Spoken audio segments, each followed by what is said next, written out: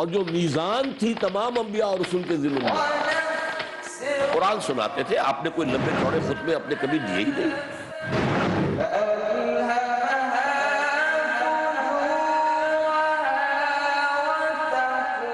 کوئی بھی ایک نظام کی تبدیلی جو ہے وہ بغیر کسی مضبوط جماعت کے ممکن ہی نہیں ہے.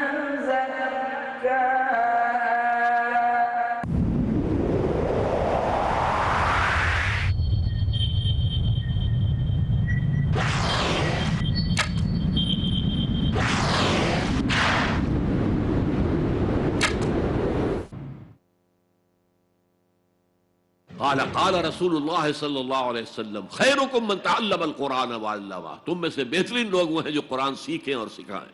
علمہ البیان، انسان کی صلاحیت ہے وہ قوت بیان ہے. اسی لیے قرآن آفاق و انفس کے لیے آیات کہتا ہے. ہم اپنی آیات دکھائیں گے تمہیں، نشانی جس کو دیکھ کر تم ہمیں پہچانو گے. کثرت و ذکر الموت و تلاوت القرآن، دو کام کرو کثرت سے. موت کو یاد رکھو، یہاں رہنا نہیں ہے، جانا ہے. حضور نے فرمایا انما الدنیا خلقت لکم وانتم خلقتم للآخرہ، یہ دنیا تمہارے لیے بنائی گئی، تم آخرت کے لیے بنائے گئے ہو.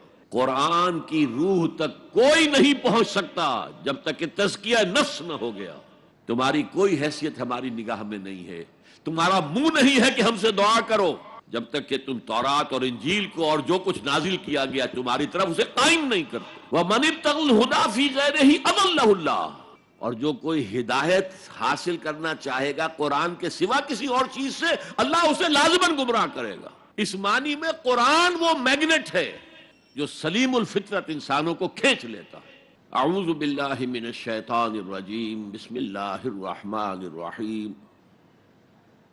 رب اشرح لی صدری ویسر لی امری واحلل عقدۃ من لسانی یفقہوا قولی. معزز حاضرین اور محترم خواتین، السلام علیکم ورحمۃ اللہ وبرکاتہ. حضور پر ایمان لانے سے پہلے بھی ابو بکر نہ کبھی شرک کیا نہ کبھی زنا کیا. حضور کی بعثت سے پہلے حضرت عمر کے بہنوئی کے والد سعید ابن زید کے والد زید ابن عمرو ابن نفیل، انہوں نے بھی کبھی شرک نہیں کیا، کبھی کوئی غلط حرکت نہیں کی، اور کعبے کے پردے کو پکڑ پکڑ کر کہتے تھے اے اللہ میں صرف تیری بندگی کرنا چاہتا ہوں، میں کیسے کروں مجھے معلوم نہیں ہے. حضور کی بعثت سے پہلے ان کا انتقال ہو گیا، لیکن باپ کی کیفیت یہ تھی جس سے کہ سعید ابن زید ایمان لائے ہیں اور وہ عشرہ مبشرہ میں شامل ہوئے ہیں، اور ان کے اور ان کی زوجہ فاطمہ بنت خطاب کے ذریعے سے عمر کو ایمان ملا ہے. تو یہ سلیم الفطرت لوگوں کو کھینچنے کا ذریعہ ہے. پھراؤ اسے، عام کرو، عام کرو، درس قرآن عام کرو، عام کرو، عام کرو. یہ سلیم الفطرت لوگوں کو کھینچ لے گا. پھر ان کا تزکیہ کرو، تزکیہ بھی قرآن سے ہوگا. تزکیے کے بھی ہم نے نہ معلوم کچھ پلوٹائنس نیو پلیٹونزم سے کچھ چیزیں سیکھ لی ہیں، کچھ ہندوؤں کی تپسیائیں سیکھ لی ہیں، لیکن قرآن کو تزکیے کا ذریعہ نہیں بنایا. صوفی پشمینہ پوش و حال مست، از نوائے شعلہ قوال مست، در نمی سازد بقرآن محفلش. قرآن سے اس صوفی کی محفل خالی ہے، وہاں قوال کے اس سے حال آ رہا ہے، حال آ گیا، قوال کے شعر سے حال آ گیا. قرآن کے ساتھ درسازی نہیں. لیکن حضور کے طریقہ کار دیکھیے، حضور کی سیرت کے دو حصے ہیں. ایک حصہ ہمیں بہت معلوم ہے، غزوہ بدر، غزوہ احد.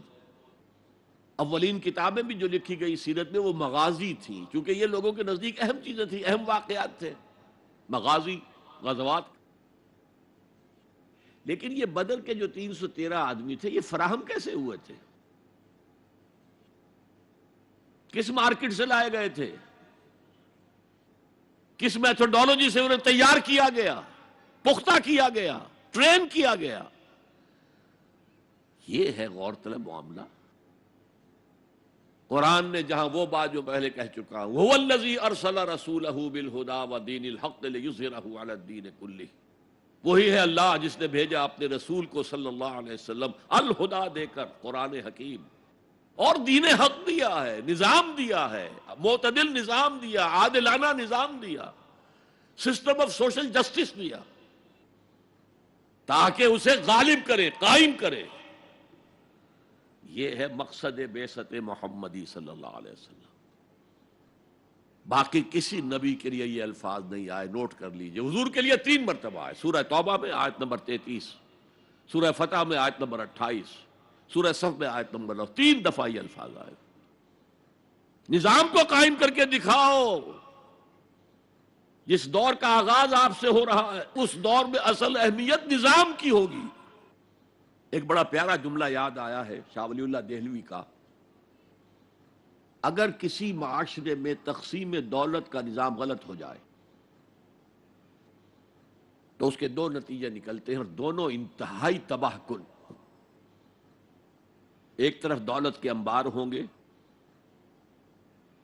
اس کا نتیجہ کیا نکلے؟ عیاشی ہوگی، بدماشی ہوگی، گلچھرے ہوں گے، اسراف ہوگا، تبذیر ہوگی، اور یہی تلوار دوسری طرف کاٹ رہی ہے۔ دوسری طرف احتیاج ہوگی، بھوک ہوگی، محتاجی ہوگی۔ یہ عیاشی کی وجہ سے گمراہ ہو گئے، اور یہ کاد الفقر ان یکون کفرا، حضور نے فرمایا فقر تو کفر کے قریب پہنچا دیتا ہے انسان کو۔ جن کو 2 وقت روٹی نہیں ملتی وہ کیا اللہ سے لو لگائیں گے؟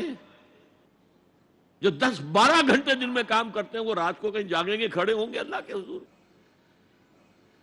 شاہ صاحب کہتے ہیں کہ یہ جو طبقہ پیدا ہوتا ہے غرباء کا، یہ انسانوں کی شکل میں حیوان بن جاتے ہیں، لدو اونٹ، بار برداری کے جانور، کولو کے بیل، وہ انسان نہیں رہتے۔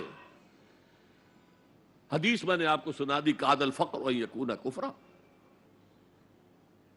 تو اس انقلاب کو برپا کرنے کے لیے، اور یہ میں آپ سے عرض کر دوں، تاریخ انسانی کا عظیم ترین انقلاب وہ ہے جو محمد نے برپا کیا صلی اللہ علیہ وسلم، اور یہ میری بات نہیں ہے۔ ڈاکٹر ایم این رائے،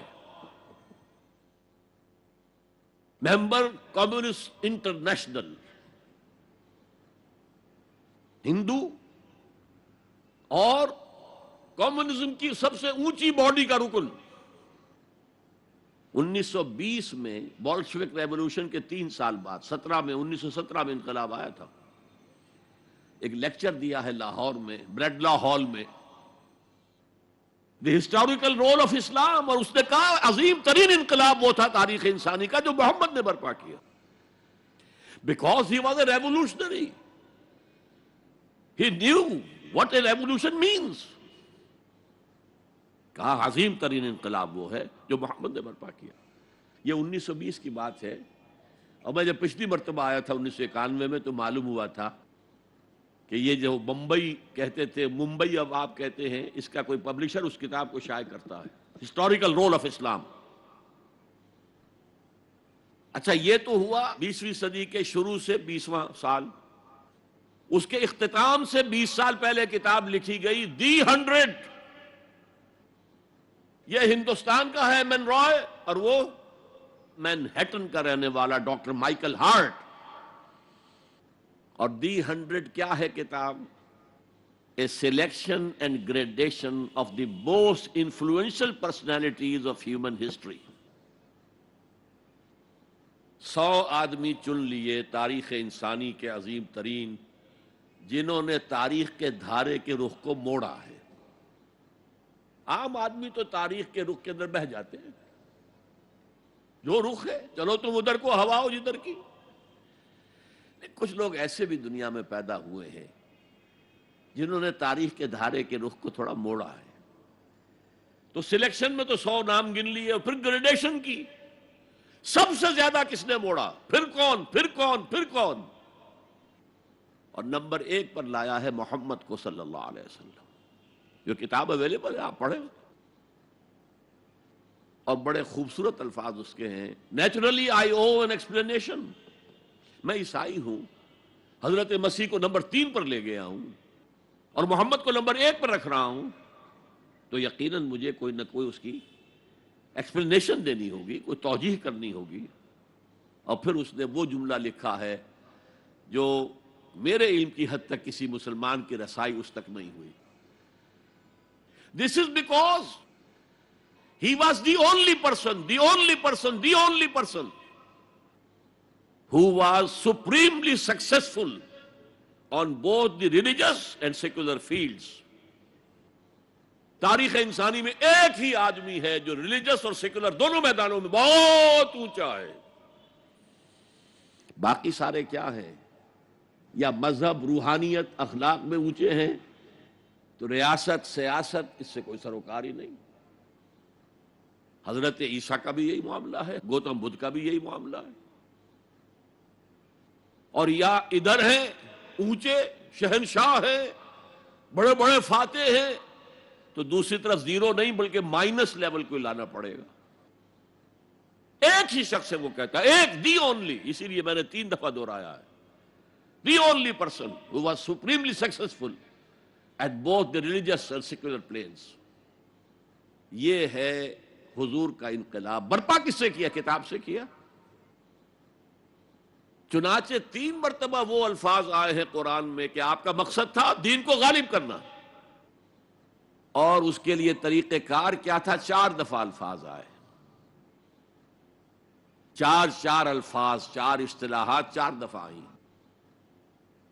حضرت ابراہیم اور حضرت اسماعیل کی دعا، جب وہ اذ یرفع ابراہیم القواعد من البیت و اسماعیل، اس میں دعا میں شامل ہے ربنا وبعث فیہم رسولا منہم، اے اللہ یہ جو میں اپنی نسل کی ایک شاخ کو یہاں آباد کر رہا ہوں، ان میں ایک رسول بھیجیو جو انہی میں سے ہو، کوئی مغایرت نہ ہو کہ باہر سے آیا ہوا رسول ہے، اس کی زبان اور ہے، ان کی زبان انہی میں سے ہو، اور وہ کیا کرے؟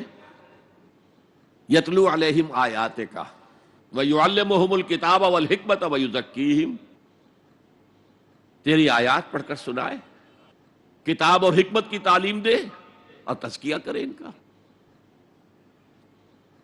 یہ 15ویں رکوع کی آیات ہیں سورہ بقرہ کی۔ 18ویں رکوع میں فرمایا دیکھو ابراہیم اور اسماعیل کی دعا کا ظہور ہم نے محمد کی شکل میں کر دیا صلی اللہ علیہ وسلم، ہم نے بھیج دیا ہے، کما ارسلنا فیکم رسولا منکم یتلو علیکم آیاتنا ویزکیکم ویعلمکم الکتاب والحکمہ، وہی 4 الفاظ۔ سورہ آل عمران میں پھر آ گیا لقد من اللہ علی المؤمنین اذ بعث فیہم رسولا من انفسہم یتلو علیہم آیاتہ ویزکیہم ویعلمہم الکتاب والحکمہ۔ سورہ جمعہ میں پھر آ گیا هو الذی بعث فی الامیین رسولا منہم یتلو علیہم آیاتہ ویزکیہم ویعلمہم الکتاب والحکمہ وان کانوا من قبل لفی ضلال مبین۔ یہ 4 اصطلاحات 4 دفعہ آ رہی ہیں۔ قرآن کی آیات سناؤ، یہ میگنیٹ سلیم الفطرت لوگوں کو کھینچ لے گا، پھر ان کا تزکیہ کرو، اور تزکیہ بھی قرآن ٹھوک ٹھوک کر ان کے اندر اتارو۔ آپ ذرا غور کیجئے، پہلا حکم تھا کیا؟ یا ایھا المزمل قم اللیل الا قلیلا نصفہ او انقص منہ قلیلا او زد علیہ ورتل القرآن ترتیلا۔ اے کمبل میں لپٹ کر لیٹنے والے، کھڑے رہا کرو رات کو اس کے سوائے تھوڑے سے حصے کے، آدھی رات، یا اس میں سے کچھ کم کر لو تو 1/3 ہو جائے گی، یا بڑھا دو تو 2/3 ہو جائے گی۔ چنانچہ اسی سورت کی آخری آیت کیا ہے؟ ان ربک یعلم انک تقوم ادنی من ثلثی اللیل ونصفہ وثلثہ وطائفۃ من الذین معک۔ اے نبی، آپ کے رب کے علم میں ہے یہ بات کہ آپ کھڑے رہتے ہیں 2/3 رات اور آدھی رات اور 1/3 رات۔ یہ تھا قرآن کو ہیمر کرو، hammer it down, hammer it down, hammer it down. حالانکہ ابھی قرآن کتنا اترا تھا اس وقت تک؟ غور کیجئے، جو بھی ہے قرآن کو اپنے اندر اتارو اتارو، جس کو علامہ اقبال کہتے ہیں چوں بجاں در رفت جہاں دیگر شود۔ جب یہ کسی انسان کے باطن میں سرایت کر جاتا ہے قرآن، دل میں اور ذہن میں، یہی تو باطن ہے نا ہمارا.